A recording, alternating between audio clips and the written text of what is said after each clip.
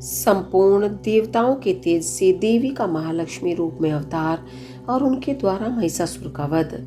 ऋषि कहते हैं, राजन, रंभ नाम से प्रसिद्ध एक असुर था जो दैत्य वंश का शिरोमणि माना जाता था। उससे महातेजस्वी महिष नामक दानव का जन्म हुआ था।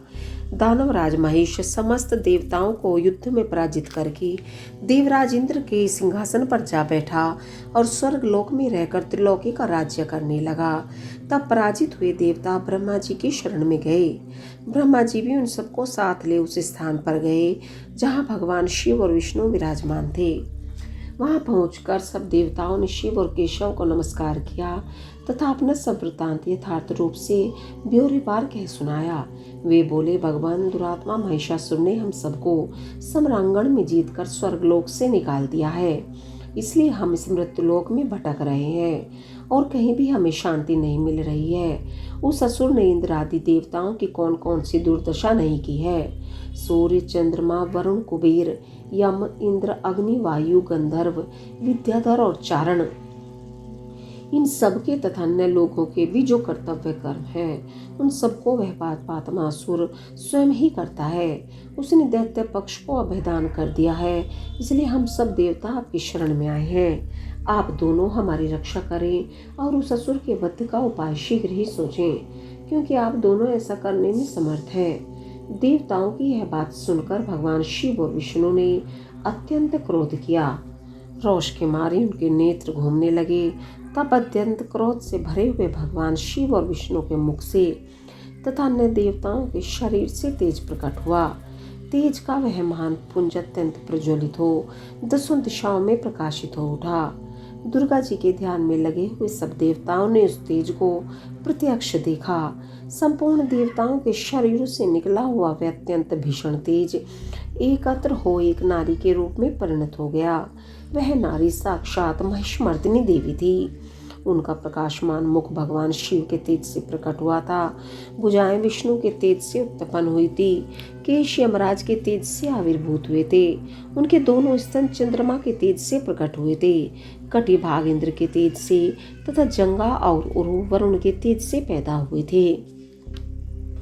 पृथ्वी के तेज से नितंबका और ब्रह्मा जी के तेज से दोनों चरणों का आविर्भाव हुआ था। पैरों की अंगुलियां सूर्य के तेज से और हाथों की अंगुलियां वसुओं के तेज से उत्पन्न हुई थी। नासिका कुबेर के, दांत प्रजापति के, तीनों नेत्र अग्नि के, दोनों भुएं सात्यगण के, दोनों कान वायु के तथा अन्य देवताओं के तेज से प्रकट हुए थे। इस प्रकार देवताओं के तेज से प्रकट हुई कमलायला लक्ष्मी ही वह परमेश्वरी थी। संपूर्ण देवताओं की तेजो राशि से प्रकट हुई उन देवी को देखकर सब देवताओं को बड़ा हर्ष प्राप्त हुआ, परंतु उनके पास कोई अस्त्र नहीं था। यह देख ब्रह्मा आदि देवेश्वरों ने शिवा देवी को अस्त्र शस्त्र से संपन्न करने का विचार किया। तब महेश्वर ने महेश्वरी को शूल समर्पित किया। भगवान विष्णु ने चक्र, वरुण ने पाश, अग्नि देवी ने शक्ति, वायु देवता ने धनुष तथा बाणों से भरे 2 तरकश और शचीपति इंद्र ने वज्र एवं घंटा प्रदान किया। यमराज ने कालदंड, प्रजापति ने अक्षमाला, ब्रह्मा ने कमंडल एवं सूर्य देव ने समस्त रोमकूपों में अपनी किरणें अर्पित की। काल ने उन्हें चमकती हुई ढाल और तलवार दी। क्षीर सागर ने सुंदर हार तथा कभी पुराने न होने वाले 2 दिव्य वस्त्र भेंट किए। साथ ही उन्होंने दिव्य चूड़ामणि, 2 कुंडल, बहुत से कड़े, अर्धचंद्र के और मनोहर नुपुर, गले की हंसुली और सब अंगुलियों में पहनने के लिए रत्नों की बनी अंगूठियां भी दी। विश्वकर्मा ने उन्हें मनोहर फरसा भेंट किया। साथ ही अनेक प्रकार के अस्त्र और अभेद्य कवच दिए। समुद्र ने सदा सुरम्य एवं सरस रहने वाली माला दी और एक कमल का फूल भेंट किया। हिमवान ने सवारी के लिए सिंह तथा आभूषण के लिए नाना प्रकार के रत्न दिए। कुबेर ने उन्हें मधु से भरा पात्र अर्पित किया तथा सर्पों के नेता शेषनाग ने विचित्र रचना कौशल से सुशोभित एक नागहार भेंट किया, जिसमें नाना प्रकार की सुंदर मणियां गुथी हुई थी। इन सब ने तथा दूसरे देवताओं ने भी आभूषण और अस्त्र शस्त्र देकर देवी का सम्मान किया। तत्पश्चात उन्होंने बारंबार अट्टहास करके उच्च स्वर से गर्जना की।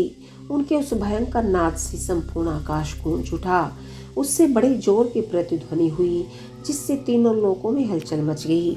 चारों समुद्रों ने अपनी मर्यादा छोड़ दी, पृथ्वी डोलने लगी। उस समय महिषासुर से पीड़ित हुए देवताओं ने देवी की जय जयकार की। तदंतर सब देवताओं ने उन महालक्ष्मी स्वरूपा पराशक्ति जगदम्बा का भक्ति गदगद वाणी द्वारा स्तवन किया। संपूर्ण त्रिलोकी को शोभग्रस्त देख देववेरी दैत्य अपनी समस्त सेना को कवच आदि से सुसज्जित कर हाथों में हथियार ले सहसा उठ खड़े हुए। रोष से भरा हुआ महिषासुर भी उस शब्द की ओर लक्ष्य करके दौड़ा और आगे पहुंचकर उसने देवी को देखा, जो अपनी प्रभा से तीनों लोकों को प्रकाशित कर रही थी। इस समय महिषासुर के द्वारा पालित करोड़ों शस्त्रधारी महावीर वहां पहुंचे। चिक्षुर, चामर, उदग्र, कराल, उद्दत, वाशकल, ताम्र, उग्रास्य, उग्रवीर्य, बिड़ाल, अंधक, दुर्धर, दुर्मुख, त्रिनेत्र और महाहनु, ये तथा अन्य बहुत से युद्ध कुशल शूरवीर सम्रांगण में देवी के साथ युद्ध करने लगे।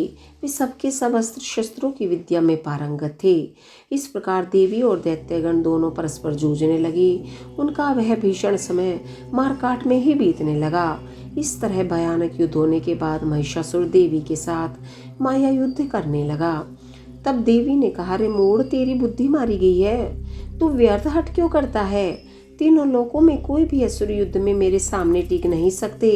यो कहकर सर्वकलामयी देवी कूदकर महिषासुर पर चढ़ गई और अपने पैर से उसे दबाकर उन्होंने भयंकर शूल से उसके कंठ में आघात किया।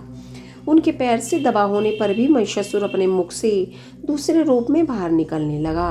अभी आधे शरीर से ही वह बाहर निकलने पाया था कि देवी ने अपने प्रभाव से उसे रोक दिया।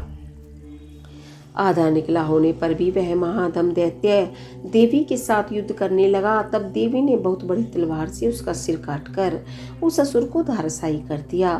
फिर तो उसके सैनिक गण हाय हाय करके नीचे मुख किए भयभीत हो रणभूमि से भागने और त्राही त्राही की पुकार करने लगे। उस समय इंद्र आदि सब देवताओं ने देवी की स्तुति की, गंधर्व गीत गाने लगे और अप्सराएं नृत्य करने लगी।